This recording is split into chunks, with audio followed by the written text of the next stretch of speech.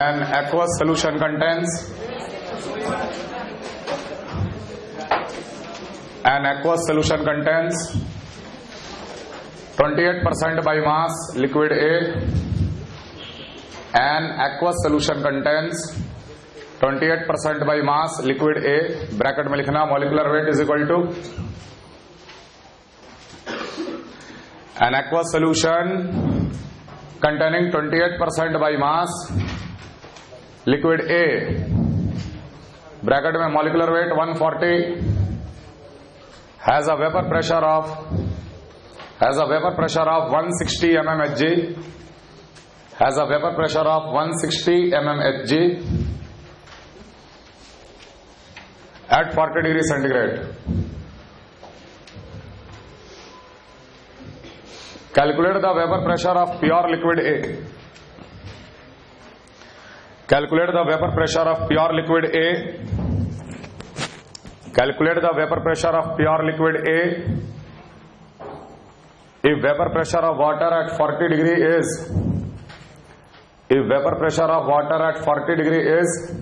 150 mmHg. Vapor pressure of pure water is 150 mmHg.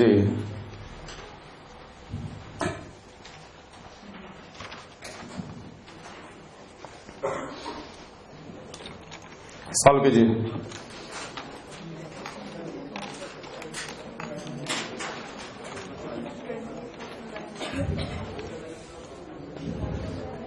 Let the solution is 100 gram solution जिसमें 28 ग्राम ए हो गया तो obviously 72 gram water जो कि एक्वस सोल्यूशन। क्लियर? जब ये पता चल गया तो हम लोग मोल फ्रैक्शन में निकाल लेंगे। एक्स ऑफ ए कितना 28/140 divided by 28/140 plus 72/18। Molecular weight of A 140 दे रखा है।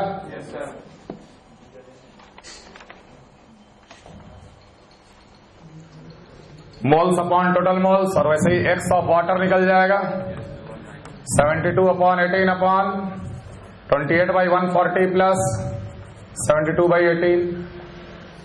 दोनों मोल फ्रैक्शन पता चल गए तो P total will be equal to X A into P naught A plus X B into P naught B.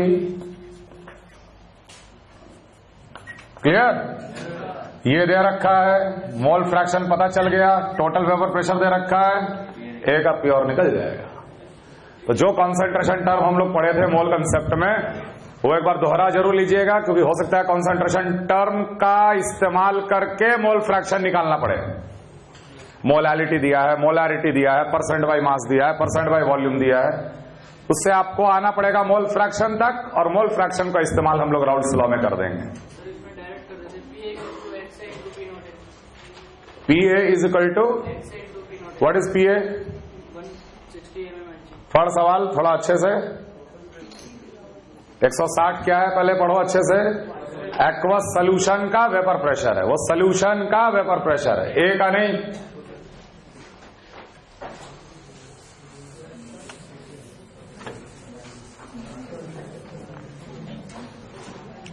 आगे लिखो द टेम्परेचर एट विच नहीं theory the temperature at which the vapour pressure of any liquid equals 1 atmosphere।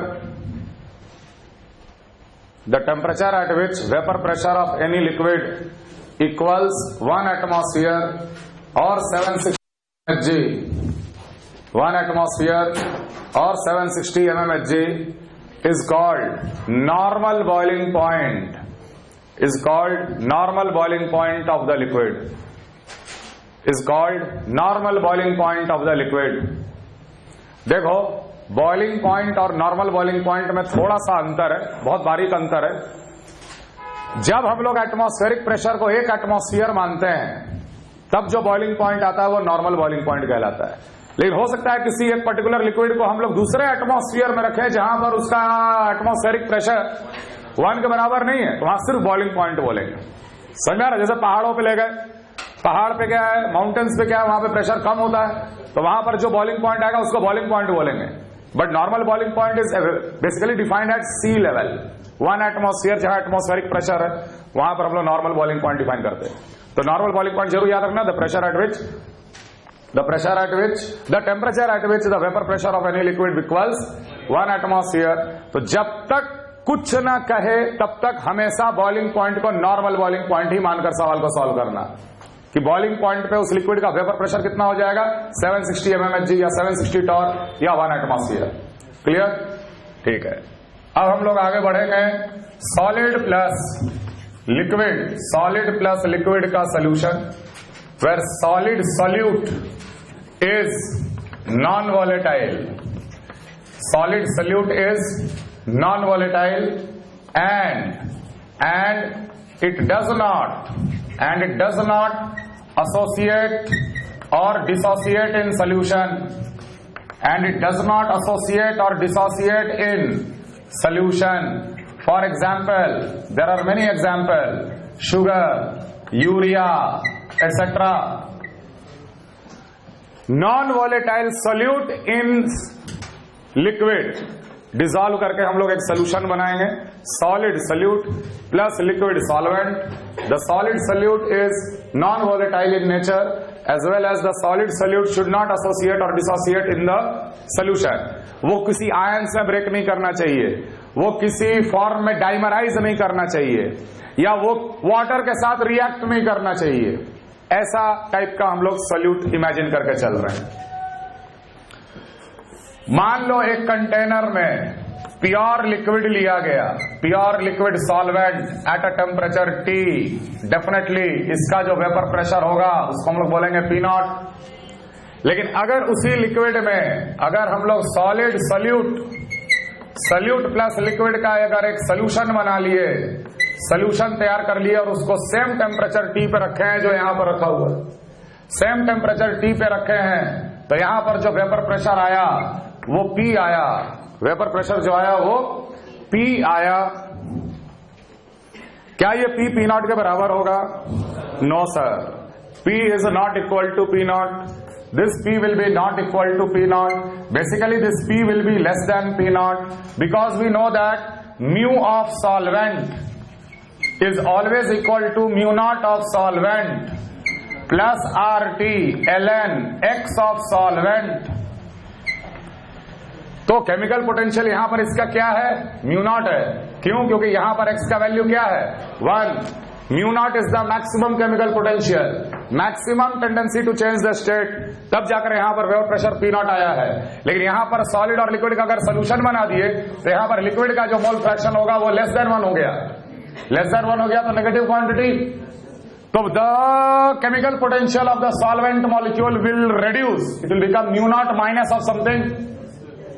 Yes और no? तो यहां पर बोलेंगे liquid का जो केमिकल पोटेंशियल है वो कम हो गया म्यू नॉट से, मैंने उसका टेंडेंसी वेपर में जाने का कम हो गया। टेंडेंसी अगर वेपर में जाने का कम हो गया तो वेपर प्रेशर भी कम होगा। तो जब भी किसी प्योर लिक्विड में कोई नॉन वॉलेटाइल सोल्यूट मिलाया जाता है तो सोल्यूशन का वेपर प्रेशर प्योर सॉल्वेंट से कम आता है। हमेशा कोई भी सोल्यूट मिला दो, if any non-volatile solute is dissolved, note करो, if any non-volatile solute is dissolved in solvent, then the vapor pressure always gets lowered. If any non-volatile solute is dissolved in solvent, if any non-volatile solute is dissolved in a solvent, then the vapor pressure of the solvent always gets lowered. Vapor pressure of the solvent always gets lowered. तो this is not because कि surface पे solvent का molecule कम हो गया, it is because chemical potential of the solvent molecule has reduced. समझ में आ रहा है? क्योंकि vapour pressure is independent of the surface area. चाहो तो कंटेनर को वाइड करके नंबर ऑफ सॉल्वेंट मॉलिक्यूल बढ़ा लो, तभी वेपर प्रेशर कम आएगा। So it is because of the reduced chemical potential of the solvent molecule, reduced tendency to go in the vapor state. जब भी वो सोल्यूशन में होगा तो उसका वेपर प्रेशर प्योर सॉल्वेंट के केस में कम ही आएगा। ध्यान रखना, यहां पर भी वेपर्स किसका है? सॉल्वेंट का ही है, लिक्विड का ही है। यहां पर वेपर्स किसका है? ये लिक्विड का ही वेपर है।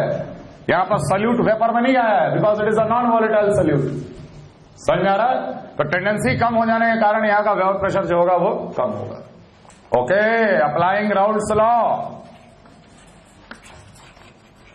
Applying Raoult's law, Raoult's law लगा दिए किसके ऊपर? लिक्विड के ऊपर। यहां पर अगर हम बोले pressure of the liquid, vapour pressure of the liquid will be equal to X of the solvent multiplied by P naught. क्यों नहीं लिख सकते? जब लिक्विड ए लिक्विड बी का जब सोल्यूशन था तो लिक्विड ए का वेपर प्रेशर कितना बोलते थे? P A equal to X A into P naught A. Same उसी तरीके से यहां पर सॉलिड और लिक्विड का सोल्यूशन है, तो अगर हम लिक्विड का वेपर प्रेशर के बारे में बात करें तो राउल्ट्स लॉ यहां पर भी वैलिड है, because it is an ideal solution.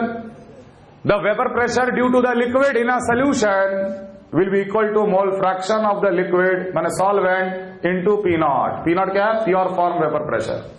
लिख सकते हैं कि नहीं? तो हम लोग ये भी लिख सकते हैं कि P will be equal to, ध्यान रखना, x ऑफ सॉल्वेंट को लिख दिए हम 1 minus x of solute, because x of solute plus x of solvent is 1, sum of the mole fraction is always 1, multiplied by P naught. P will be equal to P naught minus of P naught into x of solute, या लिख सकते हैं P naught into x of solute, P naught into x of solute will be equal to P naught minus of P. Therefore, x of solute will be equal to P naught minus of P upon P naught.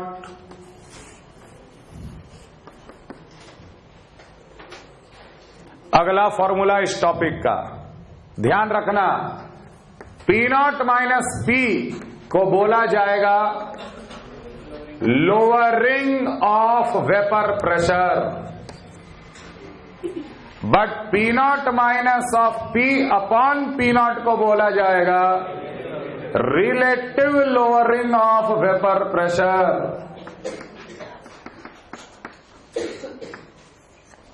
P naught minus P is called lowering of vapour pressure, P naught minus P upon P not is called relative lowering of vapour pressure. P naught minus P naught minus P upon P not will also represent percentage decrease in vapor pressure। अगर हम यहां पे 100 गुणा कर दिए, ये क्या है? डिक्रीज। कितने से वेपर प्रेशर डिक्रीज किया? P नॉट माइनस P, तो decrease upon original into 100% decrease in the vapour pressure. So relative lowering of vapor pressure is always equal to mole fraction of solute. Relative lowering of vapor pressure is always equal to mole fraction of solute.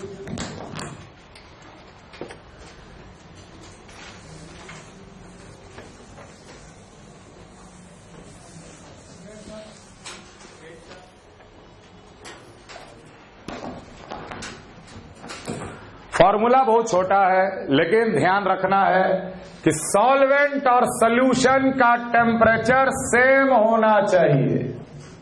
कहने का मतलब इस formula में P naught P not ये सब same temperature का value होना चाहिए।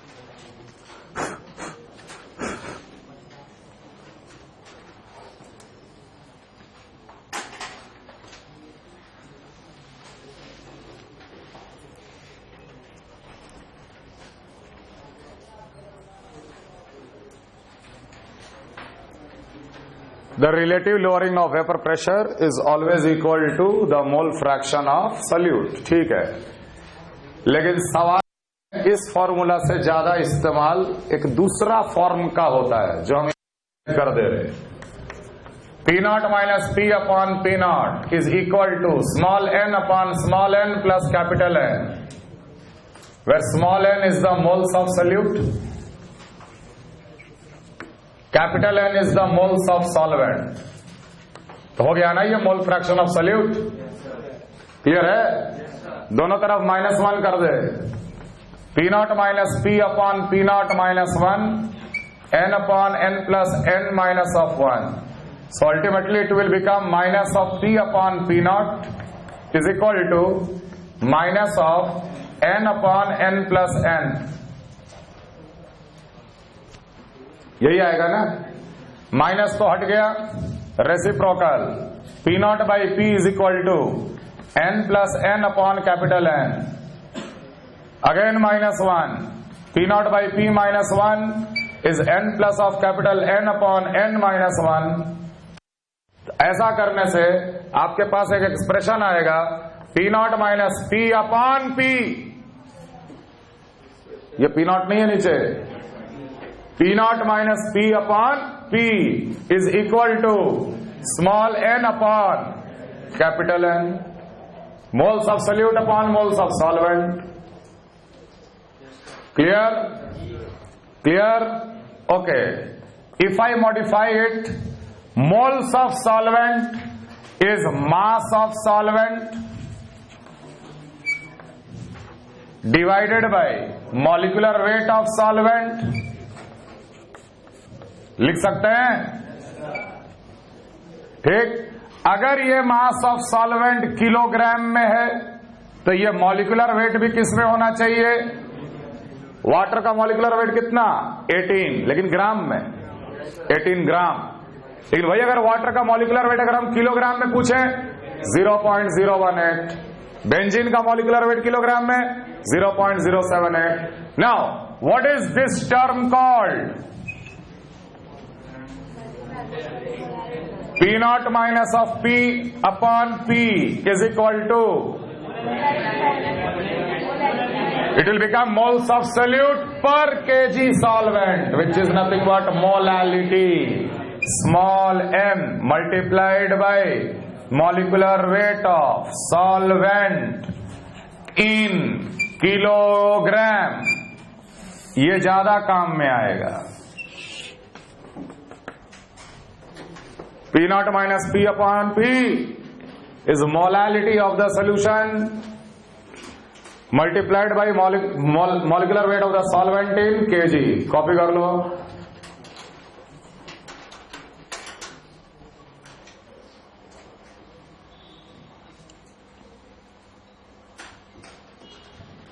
P naught minus P upon P naught is mole fraction of solute, but P naught minus P upon P is molality of the solution multiplied by molecular weight of the solvent in kilogram।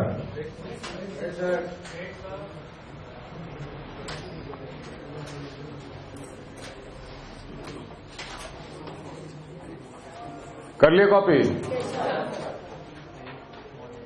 कर लिए?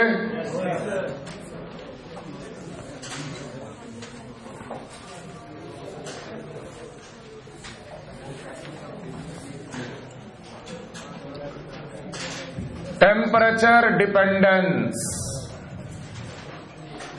Of vapour pressure.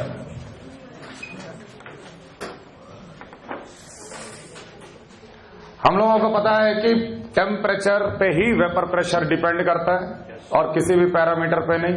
तो अगर किसी liquid का temperature को change करेंगे तो vapour pressure भी चेंज होगा। ये हम लोग ऑब्जर्व करेंगे कि temperature increases, vapour pressure increases, temperature decreases, then vapour pressure decreases। Okay, let any liquid is in equilibrium with its vapor। Let a liquid is in equilibrium with its vapor। Phase equilibrium is also a equilibrium। और हमें पता है कि equilibrium पे delta G क्या होता है? 0। Delta G का 0 मतलब जितना फ्री एनर्जी ये लिक्विड इस्तेमाल कर रहा है उतना ही फ्री एनर्जी ये वेपर भी इस्तेमाल कर रहा है। The rate of chemical work from both sides is equal, therefore it is a equilibrium point। delta G is 0। जितना फ्री एनर्जी ये लिक्विड इस्तेमाल कर रहा है उतना ही ये फ्री एनर्जी ये वेपर भी इस्तेमाल कर रहा है। Minus dg of liquid is equal to minus of dg of vapour. Minus minus हटा दे, dg of the liquid is dg of the vapour. इसको आप ऐसे भी समझ सकते हैं, d mu of the liquid is equal to d mu of the vapour. Mu क्या होता है? Chemical potential. जितना इक्विलिब्रियम है, मॉलिक्यूल जो गैस में है उसका लिक्विड में आने का टेंडेंसी और लिक्विड में जो है उसका गैस में जाने का टेंडेंसी बराबर, इक्विलिब्रियम पे बराबर। आखिर ये अपना स्टेट को चेंज कैसे करता है? कुछ केमिकल वर्क करके, तो अपना केमिकल पोटेंशियल को डिक्रीज करके। तो जितना लिक्विड अपना डिक्रीज कर रहा है उतना ही वेपर भी डिक्रीज कर रहा है। The rate of chemical work from both side is same, equilibrium. D mu liquid is equal to D mu vapour. ये समझ में आ रहा है? खैर, हम ये सिर्फ स्टेटमेंट लिख रहे हैं, इसका हम बहुत ज्यादा इस्तेमाल नहीं करेंगे। केमिकल पोटेंशियल भी जरूर एक फील लेना है इस टॉपिक में। बिना केमिकल पोटेंशियल का बस वही लॉजिक लगेगा, सरफेस बढ़ गया सरफेस घट गया, वो सब लॉजिक गलत है। आप लोग फ्री एनर्जी जानते हो, है कि नहीं? It can be converted into a non mechanical work done, chemical work, electrical work. यहां कौन सा वर्क चल रहा? आखिर यहां मॉलिक्यूल कौन सा वर्क कर रहा है? Non mechanical work. It is changing the state, physical change. समझ में आ रहा है? खैर, dg is vdp minus sdt। अब ये थर्मोडायनेमिक्स में पढ़े हो, dg is vdp minus sdt, बहुत कॉमन सा इक्वेशन है। तो इसके लिए भी लिख दिए v ऑफ द गैस, अब हम वेपर हटा के गैस लिख दे रहे, dp minus of s gas dt लिखा जा सकता। दोनों dp को कॉमन करो, s गैस को इधर लेके आ, तो s gas dt minus s liquid dt will be equal to v gas dp minus of v liquid dp। यहां पर dt कॉमन लेते ही s gas minus s liquid. अगर ये प्रोसेस है तो इस प्रोसेस का s gas minus s of liquid क्या देगा? Delta s। थर्मोकेमिस्ट्री में डेल्टा s ऐसे ही निकालते थे, s of the product minus s of the reactant. ये बन गया delta s of the process, that will be equal to, यहां dp कॉमन ले लिए, ये बन गया v of the gas minus v of the liquid. ध्यान रखना ये v जो है वो मोलर वॉल्यूम है, 1 मोल मानकर चला जा रहा है। अब तुम खुद सोचो कि गैस का मोलर वॉल्यूम के सामने लिक्विड का मोलर वॉल्यूम कितना होगा? 1 मोल H2O गैस कब? मान ले HTP पे, और 1 मोल H2O लिक्विड कब? वो भी STP पे। दोनों का जरा वॉल्यूम कंपेयर करो, ये होगा 22.4 लीटर, 22.4 लीटर। और 1 मोल लिक्विड वाटर 18 ग्राम लिक्विड वाटर, डेंसिटी 1 ग्राम पर ml, 18 ग्राम का वॉल्यूम 18 ml। खत्म है कि नहीं है इसके सामने? In general molar volume of gas के सामने molar volume of liquid is a negligible quantity, therefore it is removed from there. Ultimately dt या dp, v of gas into dp is equal to delta s into dt। ठीक है? dp by dt is delta s upon volume of the vapor। एक reversible process का delta s क्या होता है?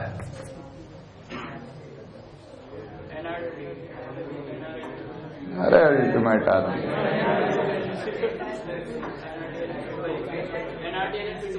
Delta S fusion याद है? Delta H fusion upon freezing point, delta S vaporisation. किसी भी रिवर्सिबल प्रोसेस का डेल्टा एच अपने आप में रिवर्सिबल हीट होता है, रिवर्सिबल क्यू होता है कि नहीं? तो यहां हो जाएगा delta H vaporisation upon temperature T। इसका कुछ वेपराइजेशन का डेल्टा H होगा ना, एक रिवर्सिबल ही तो है, तो ये बन जाएगा delta H vaporisation upon T, और ये V क्या है, V गैस। ठीक, now again delta H vaporisation upon T को तो रहने दे, V ideal gas, PV is equal to RT, then V will be equal to RT by P, okay, RT by P।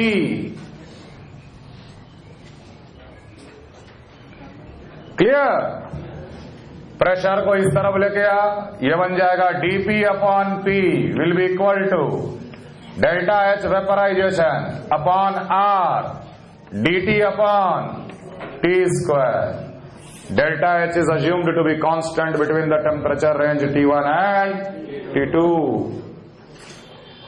T1 kelvin पे उस vapour का pressure P1, T2 kelvin पे उस vapour का pressure P2, therefore ln P2 by P1 is equal to delta H vaporization upon R dt by T square minus 1 by T, T1 से T2 तो 1 upon T1 minus 1 upon temperature dependence of vapour pressure.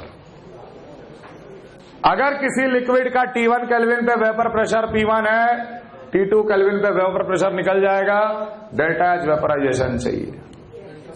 ठीक है, एक line में इसको हम एक line में भी डिराइव कर सकते थे, कैसे ये भी देख लो। Liquid is in equilibrium with vapour, तो ऑब्वियसली इसका Kp होगा ना, Kp किसके बराबर होगा, partial pressure of vapour divided by 1, क्योंकि लिक्विड का तो एक्टिविटी 1 होता, तो Kp किसके बराबर है, partial pressure of the vapour which is nothing but vapour pressure, it is in equilibrium. वहां P2 by P1 को K2 by K1 लिख देंगे तो इक्विलिब्रियम याद आ रहा कि नहीं equation, ln K2 by K1 delta H upon R 1 upon T1 minus 1 upon T2, सीधा K2 by K1 को बिठा दिए P2 by P1। क्लियर है, कॉपी करो। This equation is called Clausius, ये नहीं यहां पे निकाले नहीं, डायरेक्ट लिख दिए क्या, खैर ये जो इक्वेशन निकाले थे हम लोग, dP by P is equal to delta H vaporisation upon R dt by T square, इसे कहते हैं हम लोग क्लॉसियस क्लैपेरॉन इक्वेशन।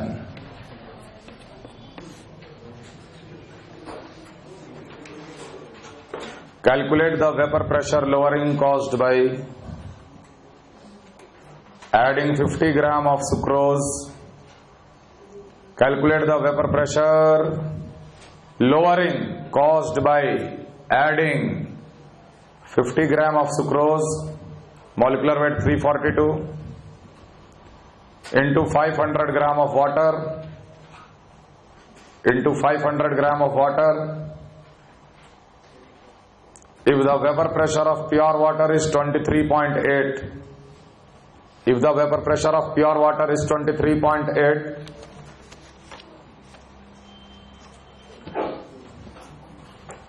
अगला सवाल, what mass of non-volatile solute urea, what mass of non-volatile solute urea needs to be dissolved in 100 gram water, needs to be dissolved in 100 gram of water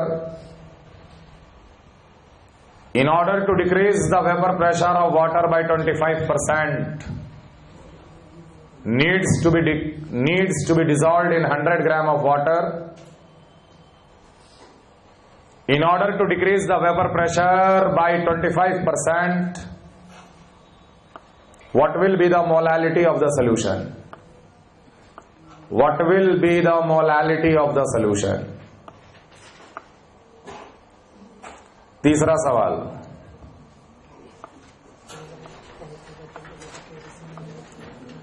The vapor pressure of dilute aqueous solution of glucose. The vapor pressure of dilute aqueous solution of glucose is 750 mmHg. Is 750 mmHg at 373 Kelvin. At 373 Kelvin. Calculate the molality and mole fraction of solute. Calculate the molality and mole fraction of solute. Calculate the molality and mole fraction of solute.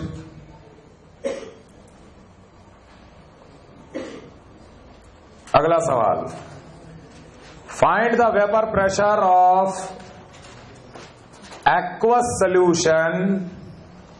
Find the vapor pressure of aqueous solution at 40 degrees centigrade and 100 degrees centigrade. Find the vapor pressure of aqueous solution at 40 degrees centigrade and 100 degrees centigrade. If the solution is made by mixing, if the solution is made by mixing 3.42 gram of sugar, 3.42 gram of sugar and 180 gram of water, and 180 gram of water, delta H vaporization, delta H vaporization of water 540 kilocalorie per mole. 540 kilocalorie per mole. फटाफट लिखो एक last सवाल, यही अच्छा सवाल है, आखिरी वाला. The vapor pressure of two miscible liquids A and B are. The vapor pressure of two miscible liquids A and B are 300 and 500 mmHg. 300 and 500 mmHg respectively. 10 moles of A is mixed with 12 moles of B. 10 moles of A is mixed with 12 moles of B. As soon as A was added, as soon as B was added, as soon as B was added, A starts polymerizing into, A starts polymerizing into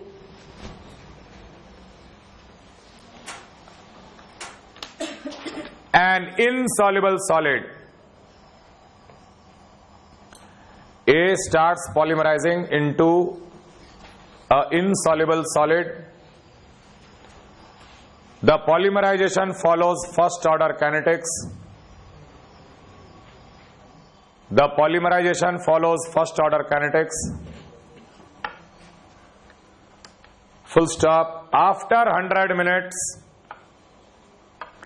after 100 minutes, 0.525 moles. Full stop के बाद after 100 minutes 0.525 moles of a non-volatile solute. After 100 minutes 0.525 moles of non-volatile solute was added,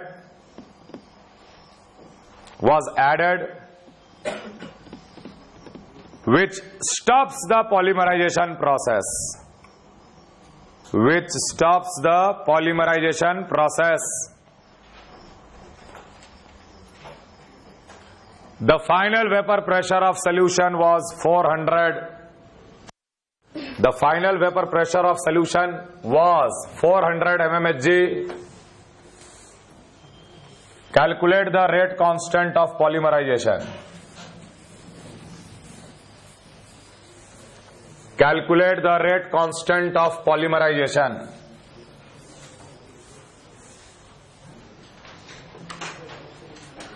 चलो फटाफट solve करो. पहला 3 सवाल जो है वो एकदम बिल्कुल एक एक लाइन का है.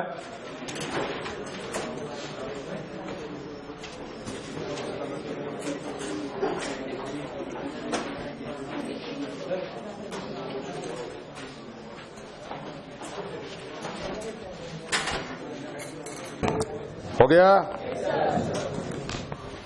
सीधा साधा सवाल है, calculate the vapour pressure lowering, मतलब क्या निकालना है यहां? पी नॉट माइनस पी जब 50 gram of sucrose is added to 500 gram of water, the vapour pressure of pure water at 25 degree centigrade, जो भी है दिया हुआ है 23.8, तो सीधा हम लोग यहां यूज कर लेंगे P not minus P upon P not. Mole fraction of salute, mole fraction of salute क्या आएगा? 50 upon 342 divided by 50 by 342 plus 500 upon 18। P not का वैल्यू दे रखा है 23.8, सीधे ये निकालो आंसर। समझ में आ रहा है? P not minus P is equal to, this is lowering of vapour pressure. Clear? दूसरा सवाल क्या है? What mass of non-volatile solute urea needs to be dissolved in water in order to decrease the vapor pressure of water by 25%? Water में कितना ग्राम मिलाया जाए? ये pure water में कितना ग्राम यूरिया मिलाया जाए? मान लेते x ग्राम यूरिया मिलाया जाए, m ग्राम यूरिया मिला दिए, तो m ग्राम यूरिया मिला दिए तो ये सोल्यूशन बन गया। सोल्यूशन का वेपर प्रेशर कम हो गया, कितने से कम हुआ? 25% से। तो आपको हम बताएं P not minus P upon P not into 100, यही 25 दे रखा है। P not minus P upon P not into 100, 25% decrease है कि नहीं? और हमें यह भी पता है कि ये जो वैल्यू है ये x इंटू 100 के बराबर होगा, मोल फ्रैक्शन ऑफ सल्यूट इंटू 100 के बराबर होगा, क्योंकि ये तो मोल फ्रैक्शन के बराबर है, इंटू 100 दोनों तरफ किए तो x कितना आ गया? 0. मतलब मोल फ्रैक्शन ऑफ द सल्यूट इसमें 0.25, मोल fraction of the solute is 0.25। Mole fraction of salute क्या होगा? अगर m ग्राम में आया तो m/60 divided by m/60 plus कितना वाटर था? 100 ग्राम वाटर, तो 100 अपॉन 18। ये सॉल्व करके हम लोग m निकाल लेंगे। वही mass of urea should be dissolved such that the vapour pressure gets lowered by 25%. What will be the molality of the solution? What will be the molality of the solution? 100 by 1000 kg, मतलब 0.1 kg solvent में m/60 मोल है, तो 1 kg solvent में कितना मोल होगा? समझ में आ रहा है? यही है molality, moles of solute present per kg solvent. सीधे निकाल लिए। क्लियर? अगला सवाल, the vapour pressure of dilute aqueous solution of glucose, glucose का molecular weight 180, glucose is 750 mmHg at 373 Kelvin. Calculate molality and mole fraction.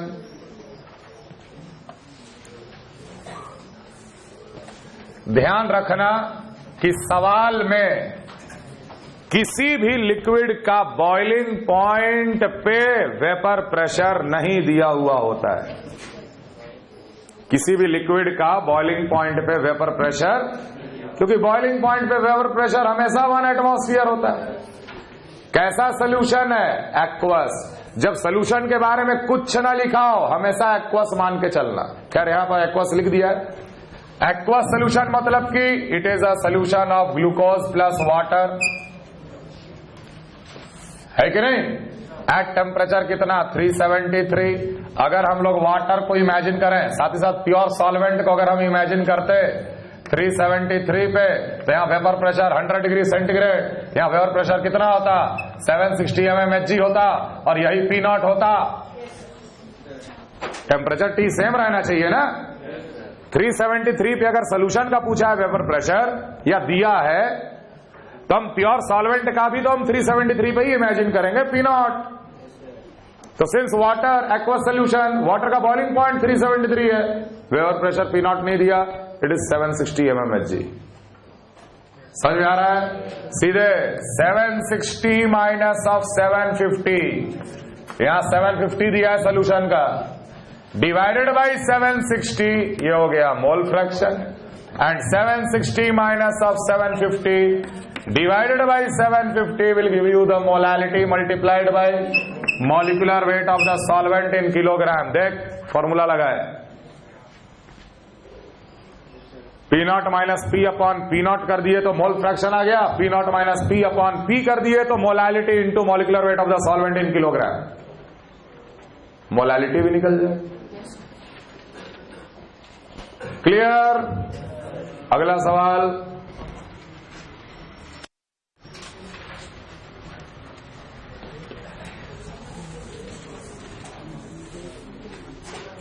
Next,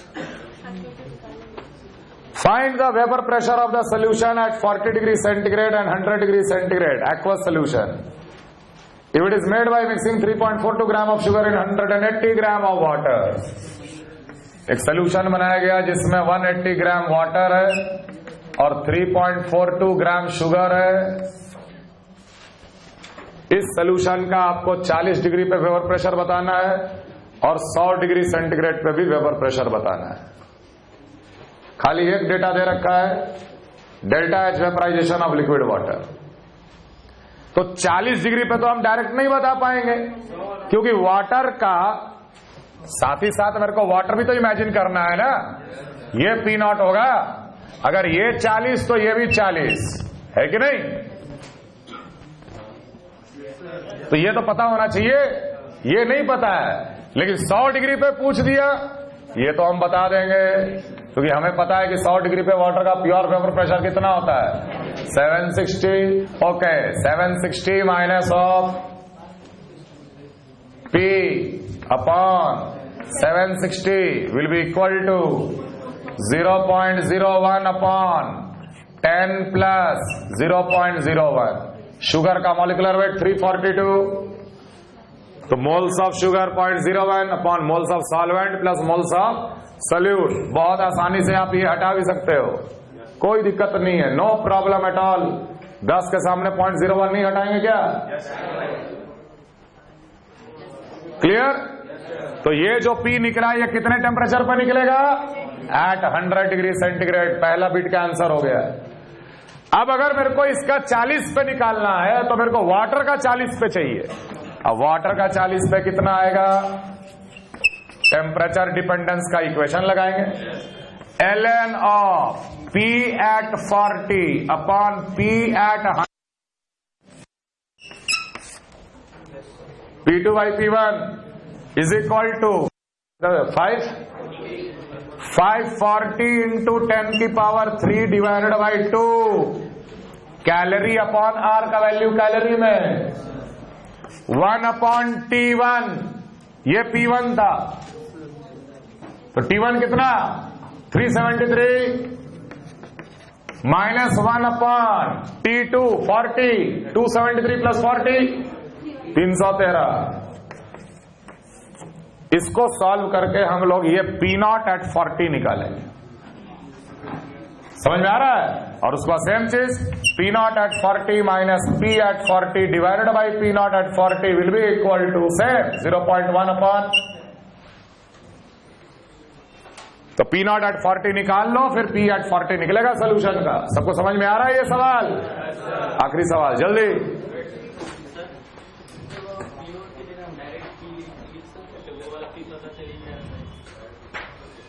direct, हाँ यहां पे, हाँ P निकल गया यहां पे P2 भाई, तो ये तो तुम सोल्यूशन पे लगा रहे हो टेम्परेचर डिपेंडेंस। ये किसका दे रखा है? सोल्यूशन का कि सॉल्वेंट का? अगर डेल्टा एच वेपराइजेशन अगर आपके पास सोल्यूशन का हो तो आप सोल्यूशन पे लगा लेंगे, लेकिन तो जो तुम कह रहे हो इस केस के लिए वैलिड है, कारण the solution is very very dilute. 10 mole water में 0.01 मोल शुगर है, तो सॉल्वेंट और सोल्यूशन में बहुत ज्यादा अंतर रहेगा क्या डेल्टा एच वेपराइजेशन? नहीं ना, हम लगा सकते थे। या सीधे अगर हम ये P को 100 वाला बिठा देते तो P40 निकल जाता, ये मानते हुए कि ये डेल्टा एच वेपराइजेशन किसका है, सोल्यूशन का। लेकिन सोल्यूशन पे ये टेम्परेचर डिपेंडेंस इक्वेशन मत लगाना, हमेशा प्योर सॉल्वेंट पे लगाना। ये प्योर सॉल्वेंट मानकर डिराइव किया गया इक्वेशन है। समझ में आ रहा बात? अगला सवाल,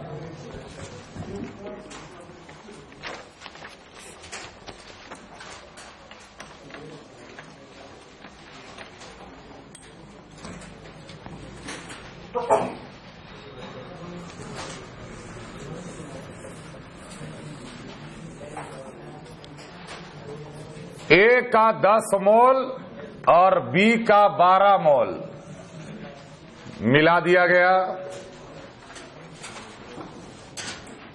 ए का दे रखा है 300 और बी का दे रखा है 500। P0 A 300, P0 B 500, miscible liquid solution बन गया। लेकिन जैसे ही ए और बी साथ साथ आए, ए के साथ खेल हो गया। A starts polymerising into a insoluble solid. ठीक, समझ में आ रहा? तो टाइम t = 0 पे तो ये 10 मोल था। 100 मिनट के बाद कुछ ऐसा चीज डाला गया जो कि पॉलीमराइजेशन को रोक रहा है, विच स्टॉप्स द पॉलीमराइजेशन। तब तक हम मान सकते हैं ना कि 100 मिनट में 10 - x हो गया होगा, ये सॉलिड भी x बन गया होगा। हमारा answer k × 100 = ln of 10/10 - x है। रेट कांस्टेंट ही तो पूछा है, a0/a0 - x। ln के अंदर फर्स्ट ऑर्डर x पता तो आंसर भी तैयार। अब हम लोग का काम है x निकालने का। तो 100 मिनट के बाद वाला स्थिति को समझो। 100 मिनट के बाद इसके अंदर क्या क्या है? तो इसके अंदर एक जगह पे कहीं तो सॉलिड जमा है,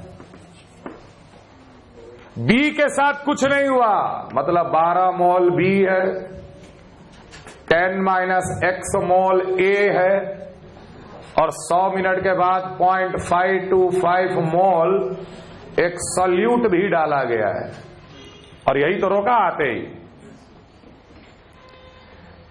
सॉल्यूट लिख दिया मतलब कि जरूर इसमें वो डिसॉल्व कर जाएगा, है कि नहीं?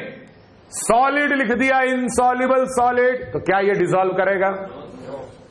समझ में आ रहा है? तो होमोजीनियस मिक्सचर कौन कौन से चीज का है इसमें? होमोजीनियस मिक्सचर कौन कौन से चीज का है इसमें? ए बचा हुआ, बी, और उसमें हो सकता है हम शुगर डाल दिए 0.525, शुगर जाते ही रोक दिया पॉलीमराइजेशन। तो 3 चीज का होमोजीनियस मिक्सचर है ना। ओके, एनीवे यहां पर जो वेपर आएगा वो ए और बी का ही आएगा। यस और no? The total pressure after 100 minute will be x of A into P0 A plus x of B into P0 B। ये तो लगेगा ही लगेगा। सवाल समझ में आ रहा है? What is x of A? What is P total? 400। Total vapour pressure दिया ना लास्ट में, final 400। x of A 10 - x divided by total mole में कौन कौन से मोल जोड़े जाए? 3 का कि 4 का? तीनों का कि चारों का? A B solute plus solid कि विदाउट सॉलिड? पक्का? ये समझ में आ रहा है? तो मोल फ्रैक्शन में टोटल मोल्स उसी का लिया जाता है, total moles of the homogeneous system. अगर ए बी गैस है और साथ में सी सॉलिड ले लिए तो what is the mole fraction of A? तो सॉलिड को नहीं लेंगे, क्योंकि solid is not a part of homogeneous system. Simply ये तीनों को जोड़ा जाएगा। 12 10 22, 22.525 minus x, 22.525 minus x. P0 है कितना? 300 plus 12 upon 22.525 minus x. Into 500।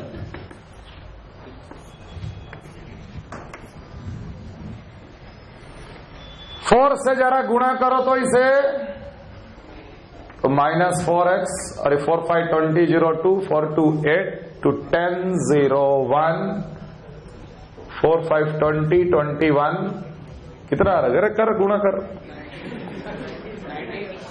4 से गुणा करो 90.1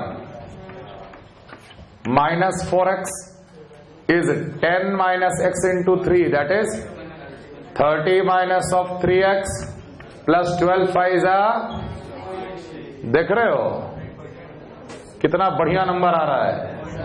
कितना आया? 60 30 90। 4x minus 3x, x का वैल्यू आ गया 0.1। ये IIT JEE का सवाल है, आपके ट्यूटोरियल शीट में भी होगा। K multiplied by 100 is ln of 10 upon 9.9।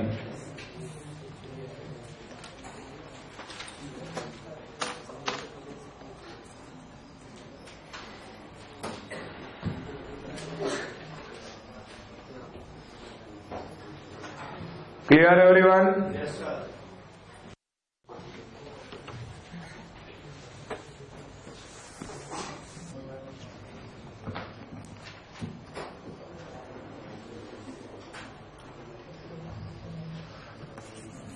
Real solution।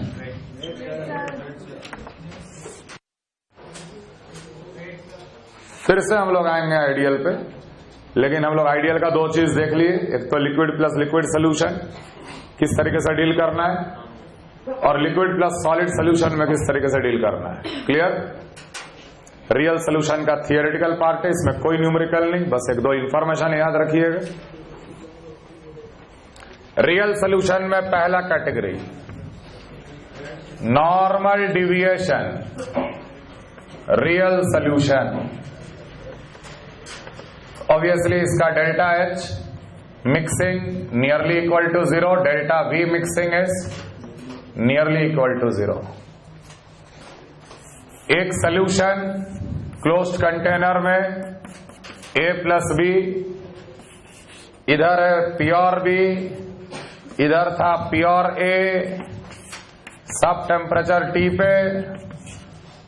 तो A और B का सोल्यूशन को नॉर्मल डिविएशन रियल सोल्यूशन कब बोलेंगे?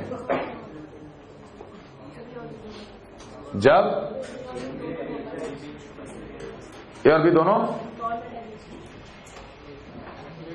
बिल्कुल, वो तो हम पिछले क्लास में स्टेटमेंट बताया, तो उसको हम प्रूव भी करेंगे, लेकिन लास्ट में करेंगे। अभी कर देंगे तो घबरा जाओगे तुम, भाग जाओगे। Give up. लास्ट में हम राउल्स लॉ भी डिराइव कर देंगे। P is equal to XI into P naught है, ऐसा हवा में थोड़ी आया है ना, थर्मोडायनामिक्स से ही आया है। बहुत सिंपल, इसलिए तो हम केमिकल पोटेंशियल का थोड़ा सा आइडिया आपको शुरू में ही दे दिए कि बाद में देख के घबराना मत। Tendency to change the state.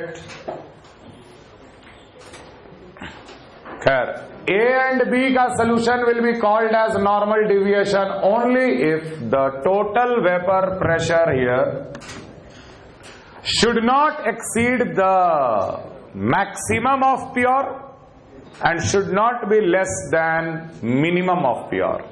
जैसे यहां पर है P नॉट A, यहां पर है ये P नॉट B।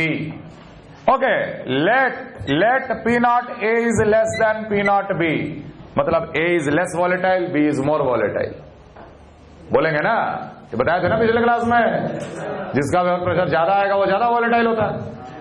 तो इन दोनों में बोलेंगे मिनिमम ऑफ प्योर कौन है? ये है। मैक्सिमम ऑफ प्योर कौन है? ये है। कहने का मतलब A और B का सोल्यूशन को नॉर्मल डिविएशन, नोट करो पहले, the solution will be called as normal deviation only if The solution will be called as normal deviation only if the solution will be called as normal deviation only if the total vapor pressure should not exceed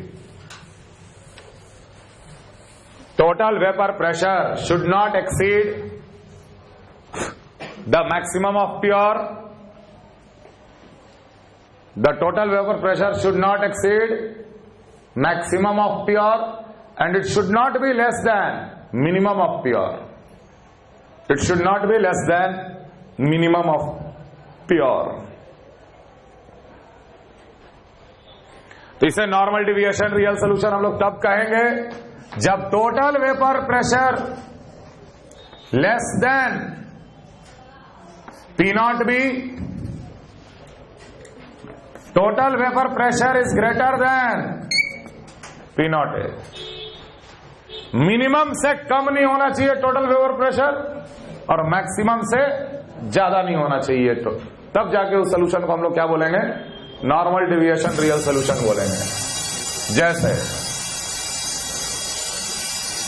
XA 1, XB 0, XA 0, XB 1, vapour pressure composition diagram, vapour pressure composition diagram, P naught A यहां पर, P naught B, P naught A, P naught B, B is more volatile than A। अगर ये line join कर देते तो ideal हो जाता, लेकिन ये नॉर्मल डिविएशन वाला है। इसका ग्राफ देख, ध्यान देना,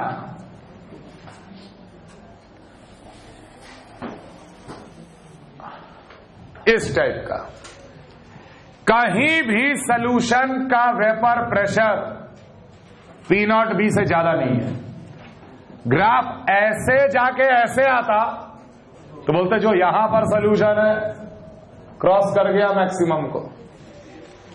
या तो ऐसे लाइन रहे या तो ये लाइन ऐसे रहेगा, मतलब कि मिनिमम से भी कम नहीं आएगा। ऐसे सॉल्यूशन को हम लोग कहते हैं normal deviation real solution. Definition clear है? कब बोलेंगे ए और बी का सॉल्यूशन को normal deviation? when the total vapor pressure in any composition should not exceed the maximum of pure and should not be less than minimum of pure, then only it will be called as normal deviation real solution। ये हुआ liquid line, मतलब उस line से नीचे आओगे तो liquid का composition मिल जाएगा X से XB, समझ आ रहा है? और ये हम ड्रॉ कर दिए ऐसे वेपर लाइन। इसका वेपर लाइन क्यों मिलता है ऐसा? क्योंकि B is more volatile than A। किसी भी स्थिति में मान लो ये लिक्विड है, ये लिक्विड है तो ये हॉरिजॉन्टल लाइन है। इस लिक्विड का X से XB मिल गया, यहां पे मिल जाएगा टोटल वेपर प्रेशर, और जहां ये रेड लाइन को कट किया वो मिल जाएगा इस लिक्विड का ही वेपर। इसी वेपर का ये वेपर प्रेशर है। नीचे आ गए, मिल जाएगा YA YB, और हमें पता है कि ये B 0 से 1 की ओर जा रहा है। It is richer in B, this side it is richer in A। तो लिक्विड का कॉम्पोजिशन से वेपर का कॉम्पोजिशन में B रिचर है। Why B richer? Because B was more volatile। समझ में आ रहा है ये? ओके, ठीक। इसके बगल में एक और diagram, XA 1, XB 0, XA 0, XB 1, but this is a boiling point composition diagram। Boiling point composition diagram. तो ऑब्वियस ही बात है कि जिस लिक्विड का वेपर प्रेशर ज्यादा होता है उसका बॉइलिंग पॉइंट कम होना चाहिए। जो लिक्विड ज्यादा वॉलेटाइल है उसका बॉइलिंग पॉइंट क्या होगा? कम टेम्परेचर पे ही एटमॉस्फेरिक प्रेशर तक पहुंच जाएगा। यस और नो? तो अगर ये लिक्विड लाइन था इस तरीके का P0 ए कम था, P0 भी ज्यादा था, तो अब T0 ए ज्यादा होगा और T0 B कम होगा. What is T0 A? It is the boiling point of A. T0 B, boiling point of B. Why the boiling point of B is less? Because B is more volatile than A. अरे समझ में आ रहा है? Yes sir. अगर ये liquid का vapour pressure का ग्राफ अगर ऐसे गया है तो बॉइलिंग पॉइंट टेम्परेचर डायग्राम इस तरीके से आएगा. इनवर्सली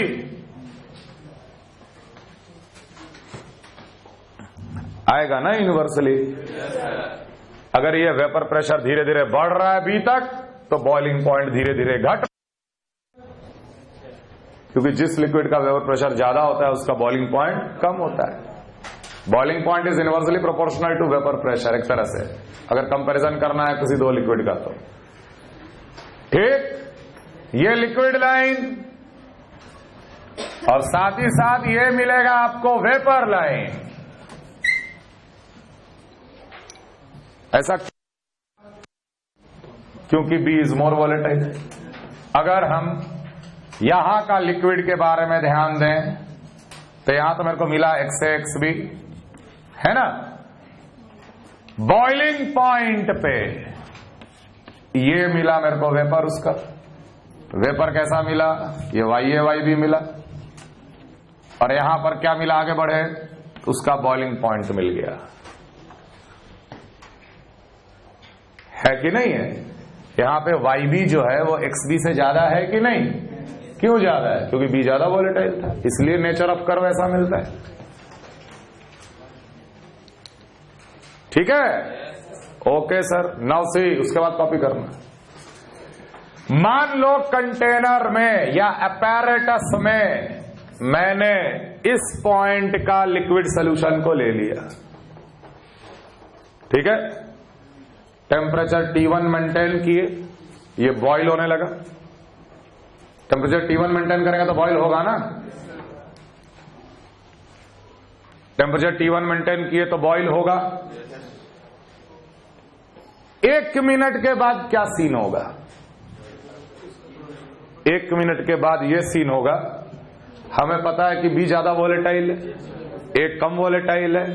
जब हम T1 मेंटेन किए, लिक्विड सॉल्यूशन बॉईल करने लगा, इसमें से B ज्यादा निकल रहा है, A कम निकल रहा है. समझ में आ रहा है? B ज्यादा निकल रहा है, A कम निकल रहा है. 1 मिनट के बाद ये जो सॉल्यूशन जो बचा है 1 मिनट के बाद, क्या वो पहले वाला सॉल्यूशन रह गया? अगर एक सॉल्यूशन से B ज्यादा निकल रहा है, A कम निकल रहा है, कुछ ही देर के बाद हम क्या देखेंगे कि क्या वो वही सॉल्यूशन रह गया मेरे बीकर में जो हम लिए थे शुरू में? नहीं. अगर B ज्यादा निकल गया, A कम निकल रहा है, then the final solution has become richer in A. समझ में आ रहा बात? तो 1 मिनट के बाद देखो, इधर है रिचर इन B, इधर है रिचर इन A. जैसे ही 1 मिनट मेंटेन किए T1 केल्विन, सॉल्यूशन का कॉम्पोजिशन चेंज कर गया और वो सॉल्यूशन का कॉम्पोजिशन मान लो ये हो गया. अरे ये हो गया तो क्या अब वो T1 पे बॉईल करेगा? बॉइलिंग करना रुक गया. थोड़ी देर के बाद, थोड़ी देर के लिए बॉईल किया, उसके बाद रुक गया बॉईल होना. हम इस तरफ गए, क्यों? Richer in A. इधर नहीं गए क्योंकि मेरा सोल्यूशन रिचर इन A हो रहा है, क्योंकि B ज्यादा निकल रहा है और A कम निकल रहा है. फिर उसको बॉईल करने के लिए मेरे को एक दूसरा टेम्परेचर मेंटेन करना पड़ेगा, and that temperature T2 now. बढ़ाना पड़ेगा ना. फिर बॉईल हुआ, फिर बॉईल हुआ, कुछ देर के बाद फिर B ज्यादा निकला, B ज्यादा निकला, फिर बॉइलिंग रुक गया. Solution still becomes more richer in A. है कि नहीं? क्या इस सोल्यूशन का बॉइलिंग पॉइंट कांस्टेंट है? It is not a constant boiling point solution. It is not a constant boiling point mixture. ये बात तो समझ में आ रहा है? ऐसे नॉर्मल डिविएशन वाले रियल सोल्यूशन में बॉइलिंग पॉइंट कॉन्स्टेंटली चेंज करता है, या तो कॉन्स्टेंटली डिक्रीज करेगा या तो कॉन्स्टेंटली इंक्रीज करेगा। यहां पर हम देख रहे कॉन्स्टेंटली क्या हो रहा है, इंक्रीज कर रहा है। समझ में आ रहा बात? क्लियर? ठीक है, तुम क्या करो कि टेम्परेचर बढ़ाते चले जाओ, बढ़ाते चले जाओगे तो तुम्हारे बीकर का सोल्यूशन का कॉम्पोजिशन चेंज भी होता चला जाएगा, और अल्टीमेटली एक वक्त ऐसा आएगा जब वो बीकर में मात्र प्योर ए बच जाएगा। ये बात समझ में आ रहा है? बीकर में क्या बच गया? प्योर ए। अब तुम इमेजिन करो कि हम बॉईल कर रहे थे, लेकिन जब बॉईल कर रहे थे तो इसका वेपर को हम वेस्ट नहीं जाने दे रहे थे, इसके वेपर्स को मैं कलेक्ट कर रहा था। वेपर्स को कलेक्ट करना मतलब, ध्यान दे, यहीं से शुरू हुआ था ना। इसका वेपर को कलेक्ट किए तो ये वेपर मिला, उसके वेपर को कंप्लीटली कंडेंस कर दिए। अगर 100% condensation, then the vapour composition will become equal to the liquid composition. अगर हम इस वेपर को कंप्लीटली कंडेंस कर दिए तो मेरे को यही लिक्विड मिलेगा ना, क्योंकि यही को बोलेंगे Y A equal to X A और Y B equal to X B. Condense कर दिए, लिक्विड मिला, फिर बॉयल किए, फिर वेपर मिला, फिर कंडेंस किए, फिर बॉयल किए, फिर कंडेंस किए, अल्टीमेटली कहां पहुंच जाएंगे? इसी को कहते हैं fractional distillation. The continuous boiling and condensing process can separate A and B completely, and this is called fractional distillation. Note karo, fractional distillation can be 100% implemented on a normal deviation real solution. Fractional distillation can be 100% implemented. Fractional distillation can be 100% implemented on a normal deviation real solution. 100% implemented का मतलब यह है कि अगर A और B का normal deviation real solution है तो A और B को हम कंप्लीटली सेपरेट कर सकते हैं फ्रैक्शनल डिस्टिलेशन करके। समझ आ रहा? Fractional distillation is 100% implemented on a normal deviation real solution. That means A and B can be separated completely by fractional distillation method. चलो अगले क्लास में कंटिन्यू करेंगे जहां फ्रैक्शनल डिस्टिलेशन नहीं लगेगा।